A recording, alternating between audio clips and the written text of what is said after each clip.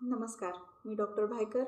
आज आपण थॅलेसेमिया नावाच्या गंभीर रक्ताच्या आजाराच्या लक्षणांबद्दल चर्चा करूयात. तर हा आजार आपल्या बाळाला आहे का नाही हे कळणार कसं? तर या आजाराचं निदान साधारणतः बाळाच्या वयाच्या 6-7 महिन्यापासून 2 वर्षापर्यंत होऊन जातं. कधीकधी बाळाची लक्षणे जर तीव्र असतील तर याच्यापेक्षा लहान वयात पण बाळाच्या आजाराचं निदान होतं. तर हे निदान करताना कुठली लक्षणं आपल्या बाळामध्ये दिसतात? ज्यावेळेस बाळाची त्वचा ही निस्तेज दिसते, पिवळसर दिसते, पोटाचा आकार वाढलेला दिसतो, त्याला श्वास लागतो, त्याच्या लघवीचा रंग गडद पिवळा झालेला असतो, तसेच त्याच्या शरीराची वाढ ही कमी आणि अनियमित झालेली असते, बाळामध्ये चिडचिडेपणा वाढलेला असतो, रक्ताल्पतेची लक्षणे दिसतात.